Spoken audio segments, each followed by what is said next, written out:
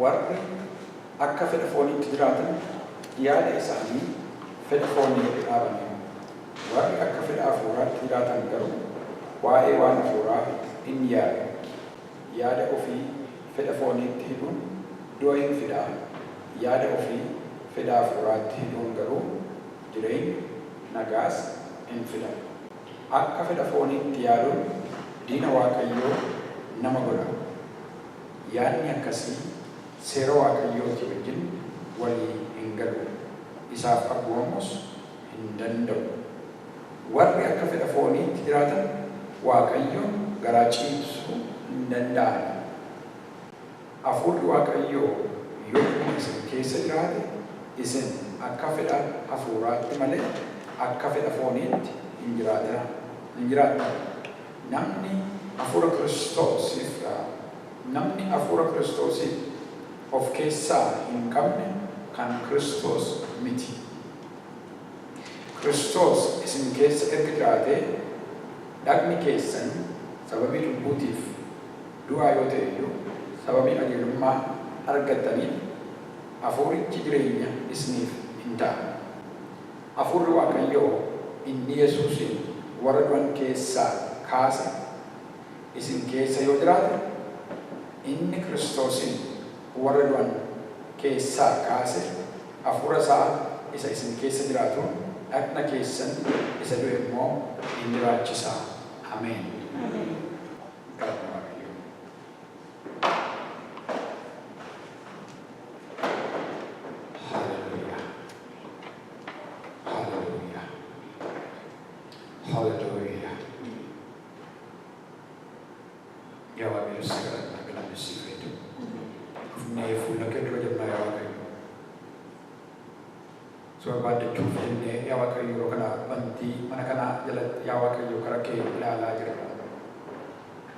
Lapheen keenya gara kee ilaalla garaan keenyas eebotti yaa Waaqayyo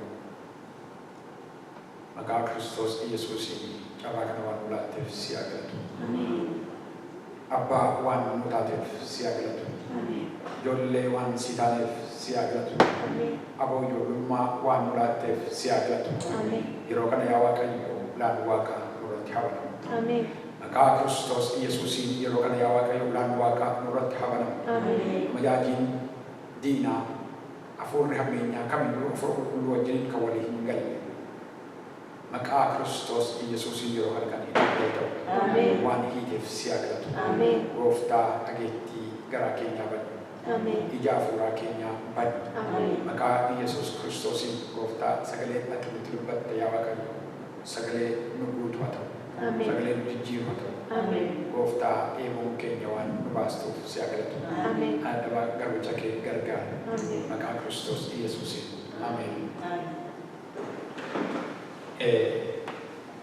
Barumsa kuni eeggadda isinitti gara 7 series of barumsa torbatu qopheessee qaba kun paartituu isaati isa darbee maal irratti dhaabne hojii ergamootaa boqonnaa tokko lakkoofsa 8 yaadattu leen yaada yoonna yaadanne walitti keenya daraartuu akka yoo eebbisuu Facebook page irrattis nu baasteetti Bible irrattis ni argiteetti warra Facebook hin qabne dhaggeeffadhaa maal jedhaa yommuu hafuurri qulqulluun isinirra bu'u humna hin godhattu yeroo kamiin yeroo hafuurri qulqulluun isinirra bu'u humna hin godhattu ameen achirratti dhaabne amma gaa hafuurri qulqulluun immoo anarra bu'uudhaaf hafuurri qulqulluun immoo sirra bu'uudhaaf ani immoo maal gochuun qaba hafuurri qulqulluun akka saamunaa suuqiidhaa bitan miti dhattee suuqii dhattee hafuurri qulqulluun jira mana naa kenni jettee kiiloo 2 naa kenni jettee safarattee yookiin paawundii afurattee waan galtuuti.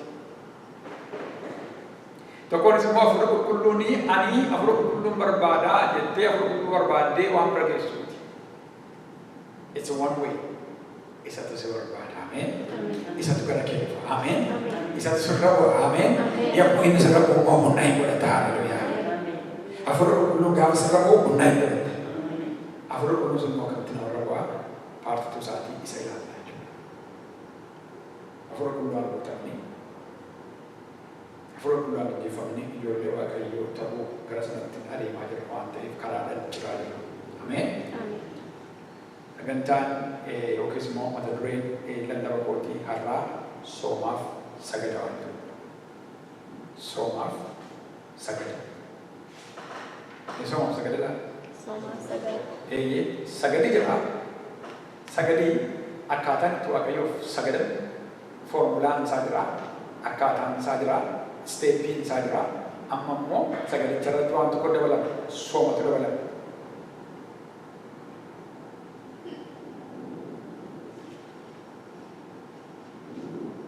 Garuu gara sanatti hin dhaqneen duratti waan tokko wanti dubbachuu barbaadu fedha fooniitiin geggeeffamanii Waaqayyoon garaa ciibsuun hin danda'amu jedha sagaleen Waaqayyoo. Fedha fooniitiin geggeeffamanii Waaqayyoon garaa ciibsuun hin danda'amu.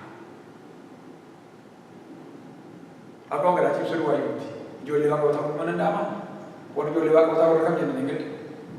Warra maaliif geggeeffaman? Warra warri hafuura qulqulluutiin geggeeffaman hundinuu isaan ijoollee Waaqayyooti. Warri kam? Warri hafuura qulqulluudhaan geggeeffaman, warri yaada hafuura qulqulluu duukaa bu'an, warri yaada hafuura qulqulluu akka dheebuu godhatanii dheebuu isaa qabaatan isaan ijoollee Waaqayyooti. Hundinuu. Kana jechuun immoo warri hafuura qulqulluudhaan hin geggeeffamne ijoollee Waaqayyoo miti jechuudha jenneetu dubbanne ture. Amma asitti maal jedhaa? Yaada foon keetiitiin geggeeffamtee Waaqayyo abbaa kee isa abbaan siif taate ijoollee naaf taate siif jedhe sana garaa ciibsuu hin dandeessu jechaa jira. Ergamaa Phaawulos. Gara warra Roomaatti gaafa barreessu mishinii Phaawulos keessaa inni jalqabaa hojii ergamootaa itti fufee kan jiru warra Roomaatti jalqabee barreessu. Sentari lafatti Kiristoos Iyyasuus anaaf isin iddoo isinitti. Galanni Waaqayyoo ta'e ta'u. Kanaaf maal jechaa jira? Hafuura qulqulluudhaan yoo geggeeffamte malee, hafuura qulqulluudhaan yoo jiraatte malee, hafuura qulqulluudhaan yoo qajeelte malee fedha Waaqayyoo guutuu hin dandeessu. Hindaa'uun garaa ciibsuu hin dandeessu bu'aa miti maal godhe? Warri akkasii maal godhe? Warri fedha foonii duukaa bu'anii yaada isaanii maal irra kaa'anii godhe? Waa'ee foonii irra kaa'anii. Waa'ee foonii irra waan kaa'aniif inni immoo du'a fida jireenya hin fidu. Isaan immoo maal Waaqayyoo ta'e? Ilaa diina Waaqayyooti. Warri hafuura qulqulluudhaan geggeeffamanii mucaa Waaqayyooti hundi isaanii yeroo jedhu warri hafuura qulqulluudhaan hin geggeeffamne fooniin adeemanii yaada foonii keessumsiisanii kontiroolii foonii jala jiraatan immoo mucaa Waaqayyummaa iyyuu dhiisaatii normaal yookiis niwutiraal miti. They are on the other side. Diina Waaqayyooti jedha Waaqayyo hubannaa sana maaf. Waaqayyoon banii miti baay'ee. Waaqayyoon waaqessuu eeguutu dandabanii miti. Rakkoon isaa maal beektu? Garbummaa jala jiru, kontiroolii jala jiru, kontiroolii maali jala? Kontiroolii fedha foonii jala waan jiraniif. Foon kana yoo of keessaa baatanii akka 30% taatanii baatanii ilaaltanii akka namaatti taasaa eeguun foon. Sin taasa. Kanaafi namni Waaqayyoon gaafa kadhatu hafuura qulqulluudhaan Waaqayyo maal godha? Waaqayyo hafuura kan isaaf sagadisi hafuuraaf dhugaadhaan inni jedhu suni amma yoo hin hubattu yoo ta'e Waaqayyoof kan sagadanii inni hafuura erga ta'e hafuura keessa galanii Waaqayyo fakkeenyaaf Ingiliffa malee hin beeku yoo ta'e kan isaaf sagadan maaliin ta'uu qabu? Afaan Ingiliffaatiin ta'uu qabu. Waaqayyo afaan Oromoo malee hin beeku yoo ta'e uummanni addunyaarra jiru hundumtuu kan inni Waaqayyoof sagadu maal ta'uu qabu? Afaan Oromootiin ta'uu qabu. Kana ta'uudhaaf afaan Oromoo jalqaba barachuu qabu. The same case is true. Hallelujah. Waaqayyo hafuura waan ta'eef kan isaaf sagadanii afaan Waaqayyo itti nama wajjin walii galu sana afaan Waaqayyo wajjin itti walii galuu dandeenyu sana hafuura qulqulluu sana keessa galuu danda'uu qabna. Hafuura qulqulluun jireenya keenya dhuunfachuu danda'uu qabna. Kanaaf egaa yeroo hafuura qulqulluudhaan guutamanii Waaqayyoon kadhatan mi'a tokko si yaadachiisa. Namni afaan haaraadhaan gaafa kadhatu dha barbaachisa. Gara warra Ortodoksii jalqabaa boqonnaa lama irratti waa'ee kennaa fi qulqulluu gaafa dubbatu boqonnaa 13 irratti waa'ee jaalalaa dubbata. Riqee boqonnaa 14 irratti immoo akkaataa ittiin dhimma itti ba'an dubbata. Kanaaf waa'ee afaan haaraadhaan kadhachuu keessa baasee gaafa ta'u hafuura qulqulluudhaan guutamee afaan haaraadhaan gaafa kadhattu hafuura qulqulluutu siif kadhata. Hafuura qulqulluun immoo Waaqayyo. Waaqayyotu siif kadhata hubannaa keetiin alatti waan jechaa jirtu yoo ati beektamu hin beektu. Ati hin beektu hafuura qulqulluu si keessatti siif kadhachaa jira. Waaqayyo mudaa qaba. Kennaan Waaqayyo, yaadni Waaqayyo, karoorri Waaqayyo, gargaarsi Waaqayyo, kadhannaan Waaqayyo mudaa qaba. Ameen. Kanaaf egaa hubannaa kee keessa teessee yaada fooniitiin gaafa kadhattu foon keetiin kadhachaa jirta waan ta'eef firaakshinii sa'aatii keetii amma makate waaqa gurra keetii amma makate waaqa of kennitu isa dubbisiisa. Yeroo fooniin geggeeffamtee jechuunis yookiin yeroo fooniin hafuura qulqullaa'aatu hin geggeeffamin jirtu hubannaa foon keetiitiin kadhatta. Tokko jira. Yeroo foon keetiin geggeeffamtee waaqayyoon kadhattu immoo hubannaa foon keetiitiin kadhachuu duwwaa utuu hin taane jeequmsa baay'ee jira. Irroon kee si lola, waraansi si lola, diinni si lola, aariin si lola, xiiqiin ati qabdu si lola. Kana hundumaatii sheerii goota attentionii kee. Dhageettii kee hundumaa maaliidha sheerii goota? Waan baay'ee sheerii goota. Wanta baay'ee isin dibu silkiidha sheerii goota. Kanaaf namni waldaa keetii kan silkii naamsineef. Waaqayyoon as dhaggeeffata as a fraction of waaqayyoof yertuu kenna. Isa kaan immoo silkii eega. Argeera nama feesbuukii taa'ee taphatu. Waldaa keessatti argeera nama geemii taphatu. Ijoollee ishee feesbuukii jiru nama geessi. Maaliif wanta eegu qaba. Namichi kun waaqayyo irraa waa eegaa jira moo hin jiru? Eegaa jira. Haa ta'u malee gara caalaa eessi jiranii biyya lafaatti qabamee jiru eegumsa waa'ee foon jechuun isa kana. Yeroo kana ati hafuura qulqulluu geggeeffattee hin jirtu. Kanaaf namni kan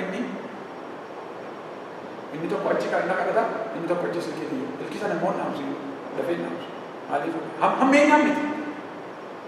Hammeenyaaf miti. Foon keessa jira waan ta'eef. Daawit kanaaf boronni akka burqaa bishaaniitiif yaadu lubbuun koo yeroo hundumaa yaa Waaqayyo siin sin eebotti. Kanaaf gaa Daawit gaafa taa'ee yaadu warra telefoonii ni jiru malee waan hundumaa dhaamsee taa'a. Eeboonni tiisuu namni fooniin geggeeffamee gaafa kadhatu inni kan biraani kadhannaa mayyoo hin beeku. Inni kan maal kadhata? Hammeenya kadhata. Inni kan kadhaa Waaqayyo wajjin walii galuu utuu hin danda'in namaaf kadhachuu jalqaba. Biyya lafaa fayyadu kadhatan. Ganaa cubbuutti qalbiin jijjiirranne. Ganaa seexana hin hiine. Ganaa humna diinaa hin hiine. Kanaaf wanti inni kadhatu maaloodha? Warra dhukkubsaniif kadhata. Biyya lafaatiif kadhata. Bilisummaadhaaf kadhata. Inni kun hundumtuu gaarii ta'e yoo jiru it's the wrong time. Ganaa abbaan wajjin waliin galle. Isa jabummaa fuula Waaqayyoo irra hin dhaabbanne isa kamiin kadhata? Yeroo wastii yoo ta'e. Inni kaan immoo kadhannaa shakkii kadhata. Isin yaadachiisa. Yoo jiraate namni fatu seetan.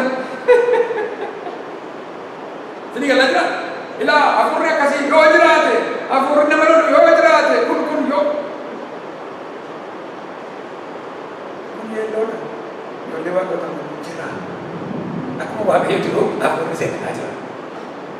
Inni kaan immoo taa'ee maqaatti baasa. Hafuura ijoollee, hafuura afaan Oromoo, hafuura afaan Amaariffaa, hafuura Tigiree, hafuura Maaloo, hafuura Abbaa Boorreetti, Abbaa Maaloo, Abbaa Maalitichaa.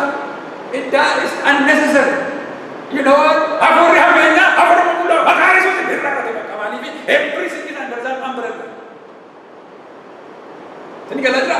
Hafuurri Waaqayyoo lolu kamiyyuu, hafuurri ijoollee Waaqayyootiin lolu kamiyyuu hundum isaanii jala.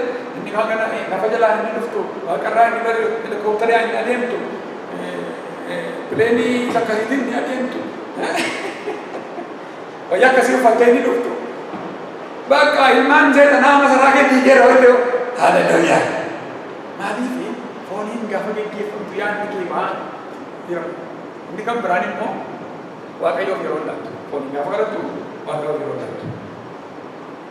Taphatu jechuudha. Yaa Waaqayyo kan dhaabonni akkas dhaabonni yaa Waaqayyo natti dubbatta maaloo si arguu barbaada yaa Waaqayyo natti mul'adhu mee si arguu barbaada cufadhee si kadhachaa jiraatutti natti mul'ati mana keessaa hin bahu. Mee maal naanni ta'a waa'ee kun natti dubbadhu mee waa'ee si gaafadhee maal naanni? Gabjettee teessee mun dhaggeeffattu maal naanni? Tatatatatatatan gochaa oolte, achi nabaaraa oolte, eebbisaa oolte. Kanarraa kan ka'e namoonni utuu seexana hidhanii, utuu hiikanii. Jalqaba sila gaafa kana seexanni hidhame. Gidduuttis gaafa buusiidhaaf yaaddaa kanaa ka'e seexana hidhame. Mee ijoolleef yaaddaa gaafa kanaa kana seexana hidhame. Waldaan dhumee sagantaan dhumee galuudhaaf gaafa jedhu kanaa seexana hidhame. Kan jechuun maali? Seexana utuu hiiku, utuu hiiku. Garuu maal jedha sagalee Waaqayyoo waanuma afaan kee keessaa baate maqaa Kiristoos Yesuusiin inni ati abbaa kadhatte yeroo dhuma sanaa siidaa jettee yoo amante siita yara beekne haleluuyaa. Kanaaf egaa kadhannaa namaa yoo dhaggeeffachuu gaariidha. Gaaf tokko nama gaddisiisa. Namni inni silee kadhatu yoo hubannaa qabaate isa lammataa sana sitti gadduu danda'a. Kadhannaa koo silaa itti uffate waan seexana hidheera. Indagana maaliifidha hoo jedhe namni amma sitti gadduu danda'a, nutti gadduu danda'a. Kanallee yaaduu danda'a. Kanaaf maal jechuudha barbaade hafuura qulqulluudhaan yeroo geggeeffamtu hafuura qulqulluun si qajeelcha. Kiristoos Yesuus jedhe sana yoo hin deemne sirrii fayyaa kan hundumaa hiikeessu barsiisu kan si qajeelchu kan si geggeessu hafuura qulqulluudhaan isiniifan ergaa isin jedhe sana jechuudha. Inni waan hundumaa hiikee nama hin barsiisaa jechuudha. Inni kun gaariidha.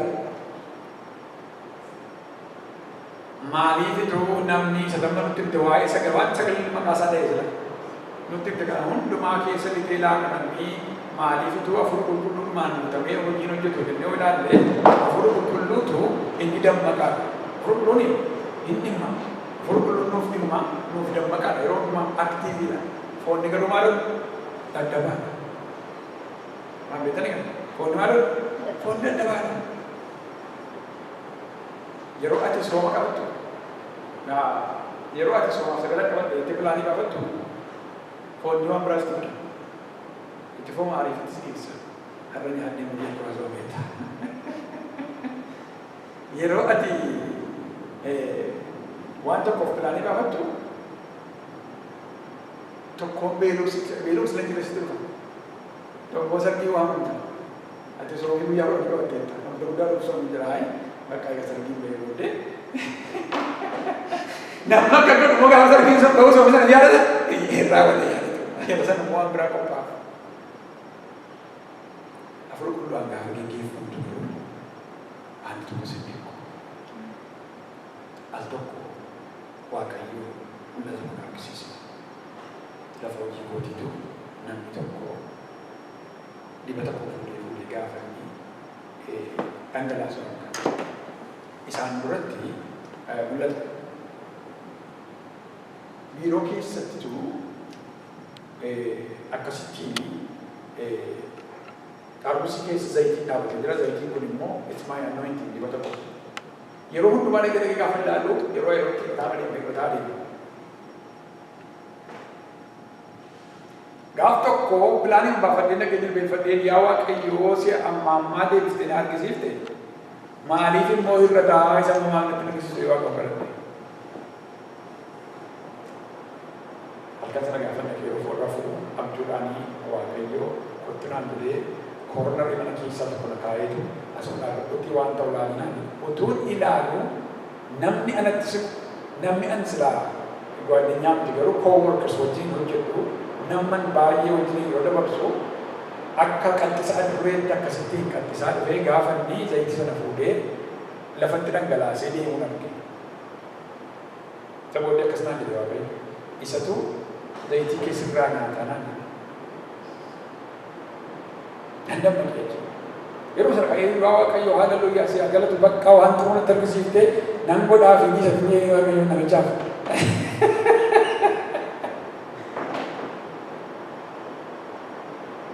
Waaqayyo dhufee waan naan sarkii naan jennaan yoo akka itti mul'atanii amma isaan itti si kennan jedhee Waaqayyo naan jaalala kanaan dura isaaf qabu caalaa itti argisiisa. Kan arginu humna keetii hin agarre, abshaalummaa keetii hin agarre, beekumsa keetii hin agarre, dandeettii keetii hin agarre, ana si argisiise, anatu hojjetaa, ati garuu sirraa wanta dheebu tokko jira, isa irra caalaa caalchisi, isa jaalladhu.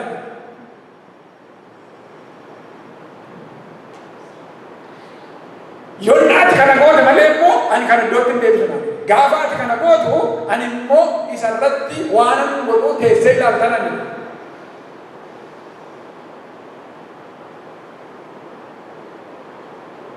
Kayaknya awal kalau di mana ada ini kan, it's Monday morning, hojiin lagi, nyampe cegah mana bu, itu sekian ada bisa, daun saat kawan dia tahu hojiin asal itu kisah berita lah. Wai wakai famita ni wai wakai orang itu tiga. Nanti kosan mana juga, jadi suruh dia kalau dia utaran kisah berberunan jadi. Berapa tahun ini? On Tuesday hojiin. Isa itu emergency room hospital. Isa mo day want to do garap ko tuman. Why isa ka fa ko ka sana want to kiss ko. Maka dilu da nama kana afkal bi dilu ba. Bod din na ke hospital mi dilu da ke tani sikara da barbada na ishna. Ye nani ba ta singe. Ai laki omi ba na nani. Artikel kara to kon bora das kesa si bazo na laki do point finati me rag ya to ba at least ya to bistru kam dana dire nani. Ai garo imba tati ya to pasani Yesu yo ba ya te ati bora sen kulto de ni sokke. Ga fanga di bu wa iPhone fa fora sen tuar phone ni ko ti be gamana. Mano da nani. Kesa ko tanta mano da ti. Ba ta kan de budi ke do bang. Dokter ini ya tu betul ada ini yang mafani bahasa itu merah kalau nak dia rusaknya jiru surat tu ergai tu dia rusaknya jiru surat ada sana jiru sana kasus surat tu daftar ko sana balik surat tu agak dia ko kasih hamma na mina buke ada foto tadi bagai Yesus itu sebab itu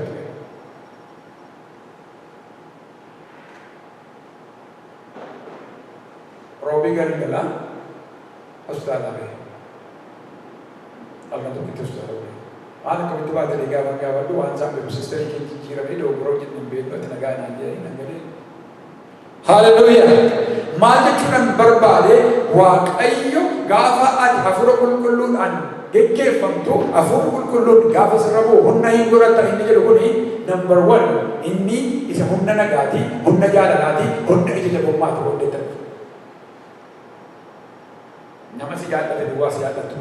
Phone gafa gege famtu deh. Afuran kafe ke futu garu namu honduma ya da tutti kata sasiki puyo ingi betu kipas ara tutti bereto akan nama sedar tata isa batte su ingi betu balle sa ara tutti bita isa hinja tata isa chongamo ingi betu chobu sa ara tutti bita isa hinja tata isa di betu na fama mara sana fiye tuna sit nasa ara tutti bita na bicara akan nama hinja tata haleluya galanne wa kayo feto hanafiga afurul kullu afi fonni tasmayu wale hingalu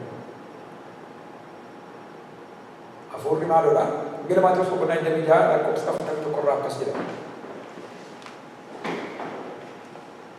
korom sat ak hingalle ma terus dem ja tak ko staff tak ko warri karsa bata korom sat ak hingalle dem makati kanada afurle imala hojin afon ni garu at abada ay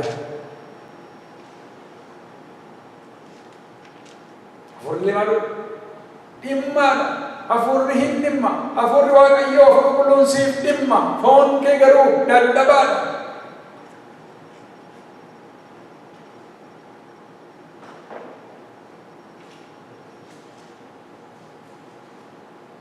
phone ko ni akka nambilam wal bukke wal taso tay sitaza ile selu badentro ko na fini phone wamba yesinjela mari ko waqayyo agara sita holi waqayyo ko be kada sita mara ko ka bo kana bojo ko ka waqayyo waga ifamati sinjela ono baye sinjela mari ko waqayyo kam karati sinjela waqayyo banna sanfuni anafiga controlling phone jala bani controlling afuraya freedom to anno phone jala bawga namni ma bitu kaba afur kullu akka isarat ko halam yesu dan dawa afur kullu ni akin na barko one way by the way barko barbad din bar afur kullu bara hoji abban waqayyo abban hoji saati dijal kabe ilmi gofta ke yesus kristos waay hoji abbasa fe biyala farat dabse afur kullun mo bara titu fon kabe so hundu marat afur gorra nan angala sa yene kana Hafuurri qulqulluun dhangala'u immoo anarratti dhangala'uudhaa fi anatu irratti hojjechuu qaba. Kanaaf egaa soomuu kan inni barbaachise. By the way, mana beektan soomii maaliif godhe? Maaliif soomuu maaliif? Okay, good. Yeroo keenya hin godhu gaaffii deebiin jallamaan jira waan ta'eef. Soomuun yeroo foon keenya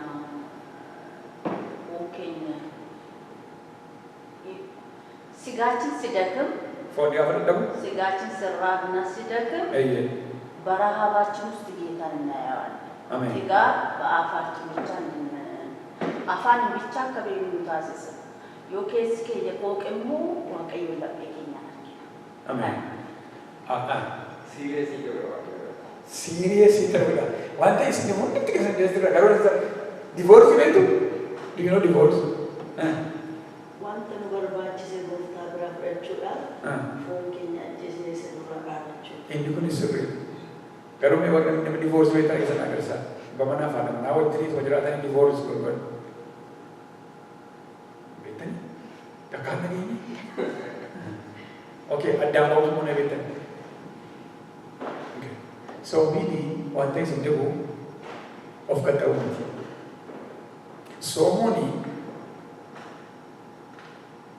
of me do afuti. So many wakayo ngamachisu afuti. So many wakayo rawanda argatani gutachu afuti. Party to put. Gadi ni sirila party to. So many pedofoni ra divorce gochu afi. Hallelujah. Fedha foonii irraa adda bahuudhaaf. Soomiin kan inni barbaachise kontiroolii foonii jalaa bahuudhaaf. To'annoo aboo gadhulaa.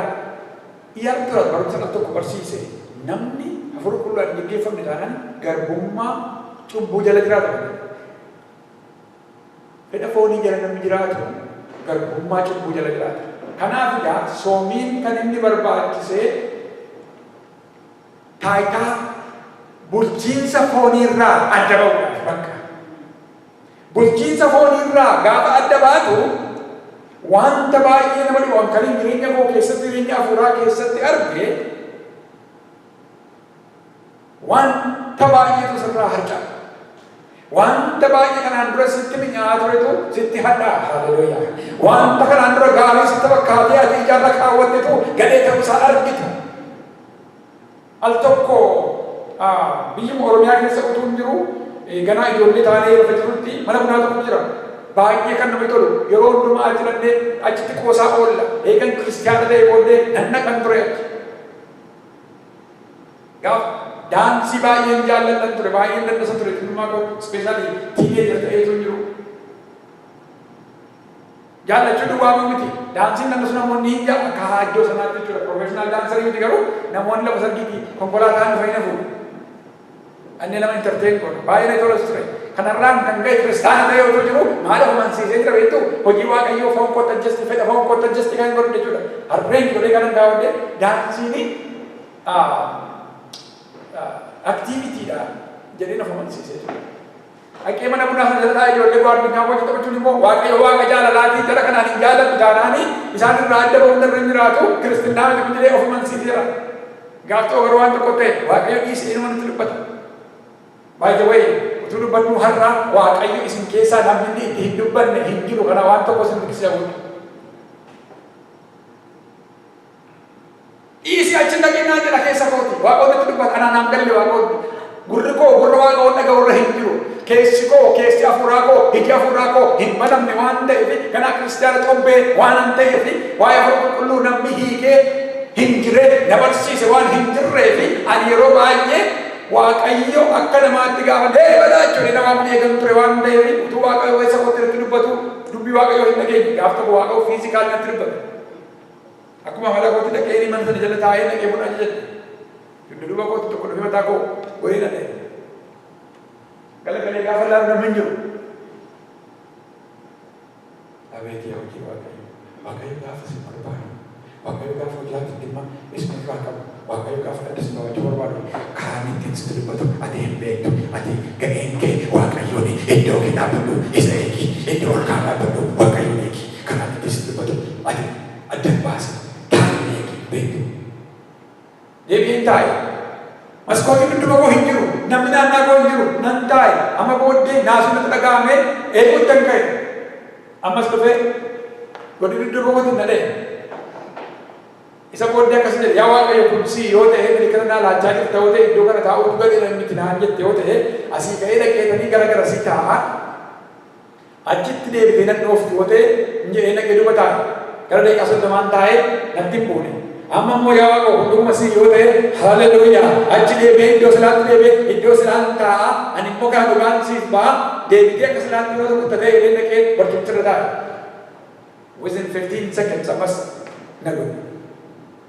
Sebodde kalau dapat tidak dalam tangke bodoh bodoh aja jangan hilang itu sana tahuni gari miti segala dua kayu percuma geistura wartaan yul flawa kayu ingkaman kajibu farsa dah betul betul berlefa mejura itu sana gawat sani afurawa kayu wan nama ranya tu jera wa kayu har masakin tu asije nanti dalam putih akasih jago itu kuni sih tahu jago itu kan tadi berbaran tu itu bukan kini itu kan udah dua kayu hinjiru asije nanti haleluya mati cuma balik ini Yero kesa seti wakayo egatu wakayo angkatan itu betul-betul yo berbalik nama wakayo himbe ang Kristen itu jadi tu wakayo setuju pada yo kini mo nama wakayo balale setuju pada yo kini mo kesa setuju pada himbe kam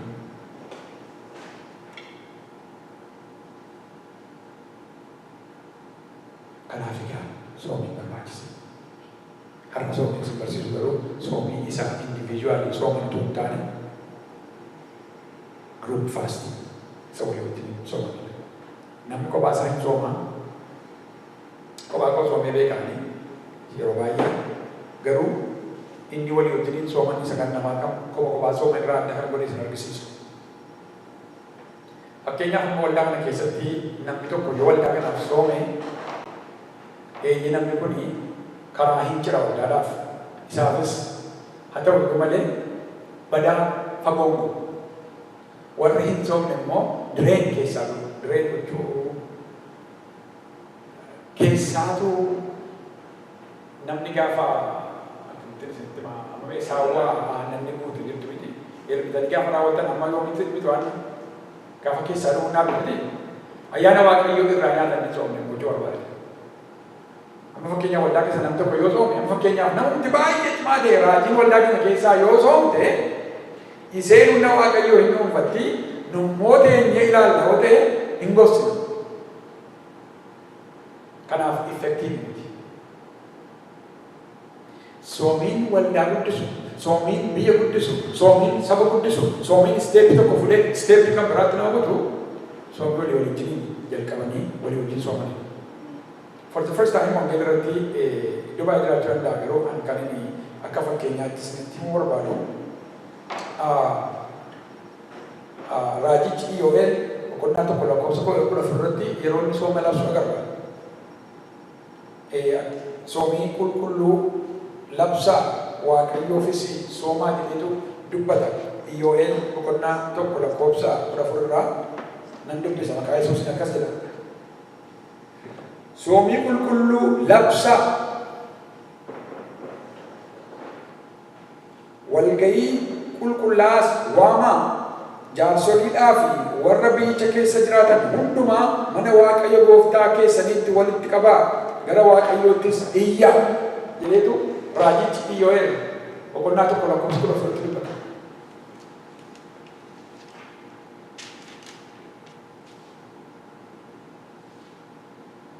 Somi wali wajjiniin soomuun kun maal filameetu?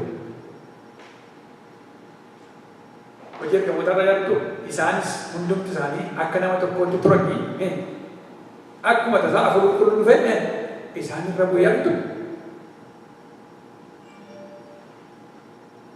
Ba'aa waldaa ta'uu danda'a, ba'aa sabaa ta'uu danda'a. Ba'aa tokko wal ga'ee namni gaafa baatu ba'aan ta'u. Ameen? Ba'aan ta'u.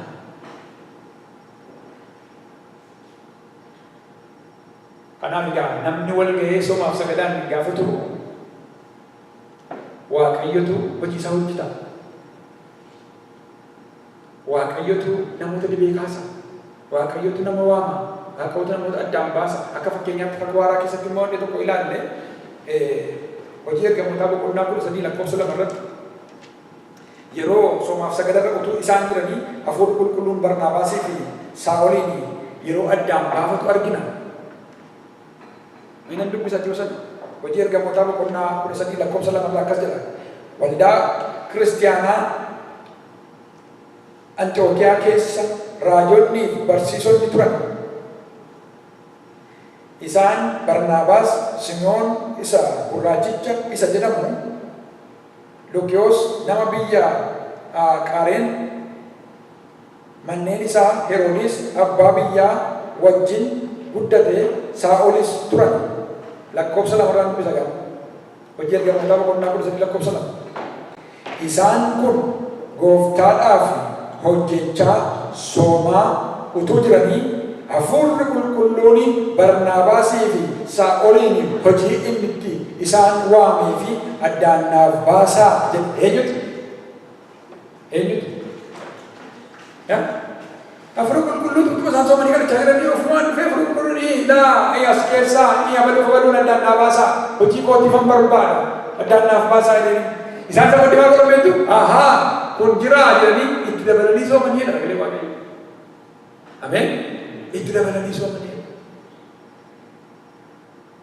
Amadee gada qoleetti keenya akka mul'ata Yohaannis Wangeelarraa barreeffame yeroo dhuftee mul'ata waaqota keessa gaafa nutti himtu maal sitti dhaga'ama? Immoo akkuma tiyaatiriitti ilaaltanii yoo keettanii nu galte nuti akkasuma nuti ananaasuun nutti dhaga'ama. Isa booddee kadhachaa fi ture. Nama akkasii kadhannaan baachuu danda'u qabu. Akka jedha iddoo kana hafuurri qulqulluun utuu isaan somaaf sagadaan jiranii isaan dhufee isaanii ilaa hojii kootiif warra barbaadu Barnaabaas Saa'oliin addaan naa baasaa jedhe. Isaan iddoo kana gaafa argan itti dabalanii soomanii akkuma hafuurri qulqulluun isaan gaafate jara kana addaan baasan jedha galanni Waaqayyoo. Galanni Waaqayyoo fa'i ta'u.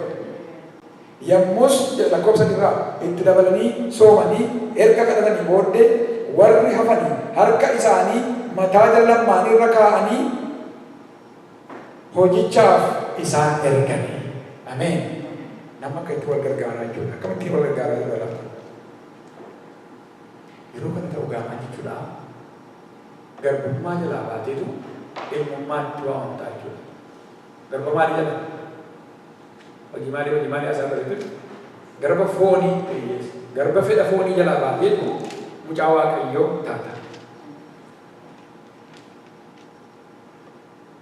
Sagalee kana yaadatu fedhi foonii fedhi hafuuraa waliin mormatu yaadatu yeroo baay'ee waldaa kanatti sirriitti beektu.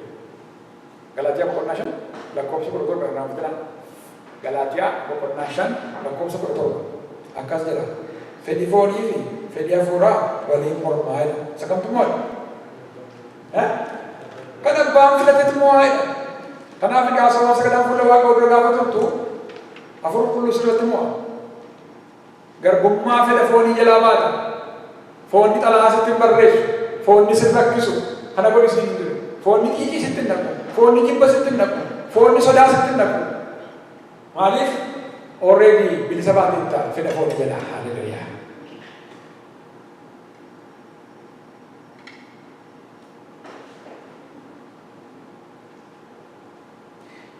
Kanaaf egaa soomuuni fedha foonii gadi qaba. Sila qoleetti ni ajjette. Fedha foonii sana gadi qaba. Haaloo sanaaf sigaanii andaandee goshuma waan. Fedha foonii gadi qaba. Fedha foonii gaafa gadi bakkee keessa ooltanii beeloftanii baay'ee butanii aduu keessa ooltanii gaafa dhuftanii haasaa namni isin taasisuu barbaadu moo bishaan barbaadu?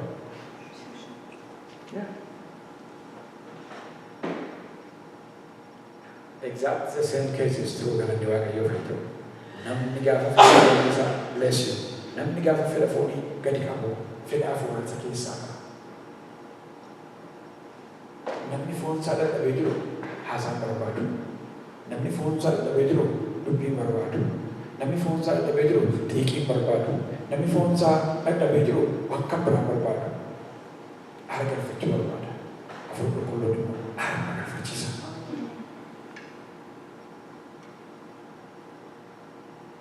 Kanaaf egaa namni ijoollee waaqayyoo ta'uudhaaf humna argachuu qaba. Humna ijoollee waaqayyootti nama guddisuun. Guddisuun immoo yommuu hafuura qulqulluun sin rabu humna hin argattu isa jedhudha. Kanaaf egaa namni soomaaf sagadaan fuula waaqa godhuudhaaf maal godhuu gad of deebisuu qaba. Waa'ee gad of deebisuu akkasumas barsiisuun hin barbaadu si'a baay'ee baranneera. Keessumaa yoo yaadattu ta'e mata duree waaqayyoon ol qabi kan jedhu irratti waa'ee gad of deebisuu sirriitti baranneera. Yoo irraanfattan dhaqaa of yaadachiisaa yeroo soomii jalqabu kana keessa dhaqaa keessa dubbisaa gad of deebisuu akka uffataatti uffadhaa kan jedhu. Keessumaa yoo hunduma isaa ilaaluu danda'anii I hope recording isa jedhamanii yaada. Paartii sirriisaa waaqayyoon ol qabu paartii sirriisaa maybe deeqaa godhan walama isa irra deebi'aa dhaggeeffadha.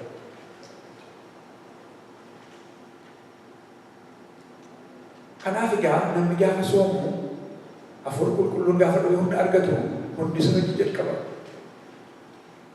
Amma gaa seexanni yoo jiraate ta'e kadhachuun ni isa. Sarara beeyyuu seexana baasuu jalqaba. Ameen. Yaadatu Kiristoos Yesuus gaafa inni seexana duudaa tokko ifatee baasee isa waliin namoonni mul'atanii gaafatanii. Wangeela Maarqos boqonnaa 9:29 Maarqos 9:29 akkas jedha. Mee lakkoofsa 28 qabee walitti qabee jiru dubbisa. Yesuus erga manatti ol galee booddee bartoonni isaa kophaatti nuyi maaliiftu hafuuricha hamaa sana baasuu hin dandeenye jedhanii gaafatanii. Lakkoofsa 29 inni immoo deebiseefi inni akkasii kun kadhannaa soomaanis malee waan biraatiin baafamuu hin danda'u isaanii jedhe. Seenaan isaa akkas ture. Kiristoos Yesuusittu hundi seexanaa didaan tokko karaa irra gaafa inni baay'ee rakkisu argame. Yaada guyyaa irratti fakkaata kanaan dura Kiristoos gaafa dhufu ati hafuura didaa namaa jedhee ifate baay'ee calaanee keessaa ba'ee. Gaafa dhaqanii iddoo biraa dhaqanii amma hin dubbanne iddoo biraa ta'anii inni daffaaritti godhame Yesuusitti siqeetu gooftaa gaaffeensi baay'ee naanii bisilaan inni baay'ee naanii akkamitti nu baasuu dadhabnee inni akkasii godhee soomaaf sagadaa malee. Jadi galaa jiraata.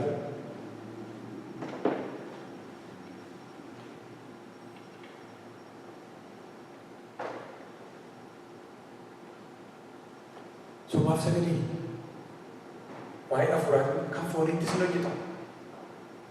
Kontroolii foonii gaafa lafa keessanii dheebuu foonii biyya lafaa irratti nama barbaachisu hin hafachuuti. Hafuura qulqulluudhaan gaafa gaggeeffamtu soomaaf sagadii fedha foonii sanas namaaf guutameen biyya lafaa irra jiraachuudhaaf fedhi fooniis barbaachisaadha. Fedha foonii sana immoo waaqota namaaf guuta. Waaqayyo waan ati barbaaddu otoo hin taane waan ati barbaachisu hafuura qulqulluudhaan gaafa gaggeeffamtu siif guutameen. Macaafa Asteer boqonnaa afur lakkoofsa 16 irratti yaadattoo ta'e Asteer soomii gaafa isheen labsitu agarra. Macaafa Asteer boqonnaa afur lakkoofsa 16 irratti maal jetti Asteeri? Nan dubbisa maqaa Yesuusiin. 15 ga'ee dubbisa. Kana booddee Asteer Mardokiyoositti dhaamte lakkoofsa 16 dhaqi Yihuudoota Suusaan keessa jiran walitti qabiitii waa'ee kootiif soomaa guyyaa 3 fi halkan 3 guyyaas homaa hin nyaatinaa hin dhuginaas aniif xomboreewwan koos akkasuma hin soomna. Lafa mootichi jirutti ol galuun seera mootummaa kana duuba yoo ta'e iyyuu akka kanatti ani yoon du'es du'innaa gara lafa mooticha jirutti ol nangalaa jette. Yommus Mardokiyoos dhaqee wanta Asteer isa abboomte hundumaa hin godhe. Bilisummaa saba ishee barbaadde Asteer. Firdiitu jallate. Mardokiyoosin fannisuudhaaf hamaan ka'e. Maal goote Asteer? Humna argatte seera biyya lafaa jijjiiruudhaaf, seera mootii baasuudhaaf, seera biyya sana keessa jiru, seera mootii sanaa jijjiiruudhaaf Asteerri maal kan isheen labsite? Soomii walii galaa labsite. Naaf soomaa Waaqayyo humna akka naaf ta'u, Waaqayyo jabina akka naaf ta'u, haalli akka jijjiiramu, seenaan akka jijjiiramu. Ajajni mootummaa mootiin baase akka jijjiiramu. jetteetu warri wal gadi gaafa soomanii wanta baay'ee isitti fudhatanii macaafa Asteer boqonnaa 4 yoo dubbiftanii haalli jijjiiramuu duwwaa miti. Haala hundi sirrii ta'e illee jallaa fakkaatee mootitti yeroo inni mul'ate Asteerii fi faarri tolaan ta'u agarra. Yaadattu hamaan gaafa wanti hundumtuu bakkee ba'e maal godhe dhaqee Asteerin jaalatu faartisan jalachiisa. Asteeridha gara caalaayyuu akka hamaan fannifamuu fi mooticha kan kakaase gochaa gaarii Mardokiyoos godhe utuu hin taane utuu wanti kun hundumtuu irratti hubatamee Mardokiyoos nama hin taane ta'uun isaa baramee jiruyyuu mootii wanti aarsee kaase Asteeri haadha manaa mootiiti. Asteer mootittii. Asteer laftee teessee jirtuttitu hamaan utaalee dhaqee jilbasee qabate. Kufee jilbasee irratti gadi kufe. Maaliif dhaqee beektu? Hamaadhaaf hin danda'e hamaan. Maaloo balleesseera naadisee dhiifama gaafachuu dhaqe. Haleluuyaa. Yeroo ati Waaqayyo wajjiniin taatu, yeroo wanni Waaqayyo si wajjiniin ta'u, Waaqayyo haala jijjiira. Mootiin utuu hamaan jilba Asteer irratti gadi kufee jiru utuu dhufee oolite. Afaan keessa gaafa baafatu maal jedha? Kanumaayyuu maal naa irratti qabdaa? Irraa wani bakka afaan nifamu jedha. Maal jechuudhaan barbaade hafuurri Waaqayyoo si wajjin haa ta'u malee, ayyaanni Waaqayyoo si wajjin haa ta'u malee, karaa ittiin Waaqayyoo jijjiiru sirba baay'ee ture, ati ittiin faliin inni beekaadha. Ameen.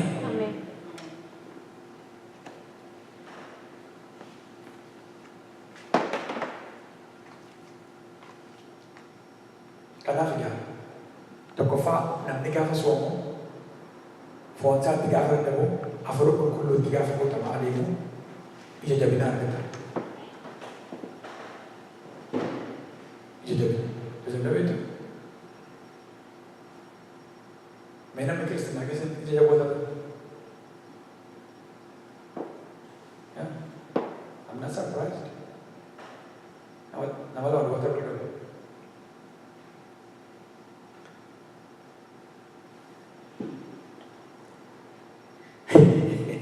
Maal tu bayar boleh itu? Nama tu, akewa itu nama timur apa? Apa dah kau beragam itu? Ay, jadi kau orang mana minta ini saja.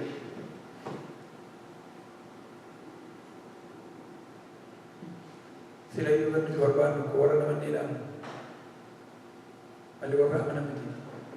Orang kaya mesti orang hidali naja lagi ni, hidali naja lah sudah. Ya adik, mesti kita nak. Kuni jauh mana guna? Negara Waaqayyo akka jira.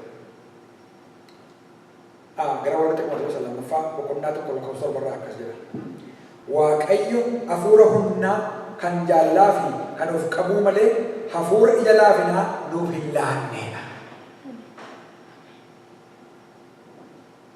Waa'ee hafuura ija laafinaa kana sin argisiisa. Hafuurri qulqulluun si wajjin gaafa ta'u loltuu Kiristoos Yesuus taata. Loltuu amantii taata. Waldaan egaa waldaa utuu hin taane mancaa amantii taati. Loltuu Waaqayyoo taati. Loltuun immoo kan inni lolee moo eegaluu danda'u yoo ija jabaate duwwaadha.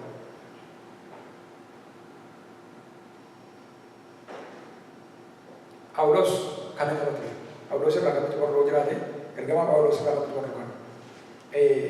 Hojii ergamootaa boqonnaa 13 guutummaa amantii yoo dubbifattanii hojii ergamootaa boqonnaa 13 irratti Phaawulos yeroo inni itti ija jabummaa duwwaa miti ija isaatiin nama ilaalee ija koo keessa ilaale namaan jedhee ija namaa ilaalee itti dubbatu dubbaa isa qaba. Yeroo inni mootii ija isaa hunda dhaabbatee obboleessa koo ani koo nama akkasii jedhee yeroo inni falmatu nagarra kan duwwaa miti.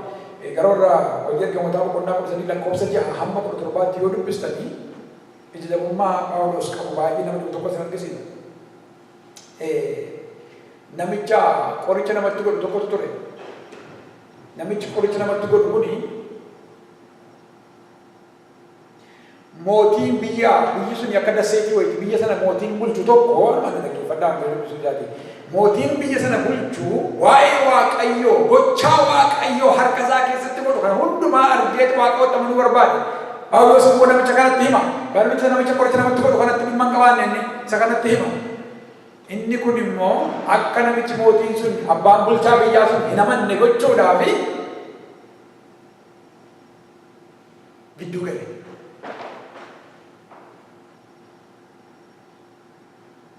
Nan dubbisan. Hojii ergamootaa boqonnaa 13 lakkoofsa yeroo darbee dubbisa. Garuu ja'a kee dubbisa.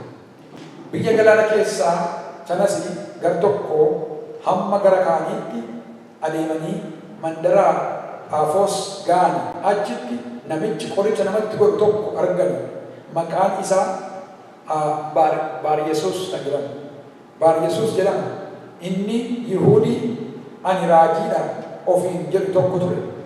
Qoricha namatti godha hojii seexanaa hojjeta an raajii ofiin jedhama dura jireetti. Namichi qoricha namatti godhu kun namicha biyya bishaan keessaa bulchu sanaa wajjin ture. Maqaan namicha Sergiyoos Phaawulos jedhama. Inni biyya bulchu immoo Sergiyoos kan jedhamudha. Inni nama hubataa ture. Namichi biyya bulchu kun nama hubataa ture. Biyya bulchaan suni dubbii Waaqayyoo isaan irraa dhaga'uudhaa fi Barnaabaasii fi Saa'oliin ofitti waame. Barnaabaasii fi Saa'oliin masla waan jennee warra qulqulluun utuu isaan soomaaf sagadaan jiranii jara kana hojii kootiif barbaada addaan naa baasaa jedhedha. Ameen. Warra Waaqayyoo addaan ba'an, warra ayyaanni Waaqayyoo isaan wajjin jiru, warra afur qulqulluun isaan irra bu'e, warra afur qulqulluun isaan geggeessu, ijoollee Waaqayyoo kanaan kan ta'ani ergamoota Kiristoos Yesuus Barnaabaasii fi Saa'ol lafa isaan jiranitti namichi qoricha namatti godhu kun waan godhaadha. Namichi qoricha namatti godhu inni afaan Giriikiitiin Elimaas jedhamu garuu biyya bulchaan suni akka hin amanne gochuun waan yaadeef isaaniin morme.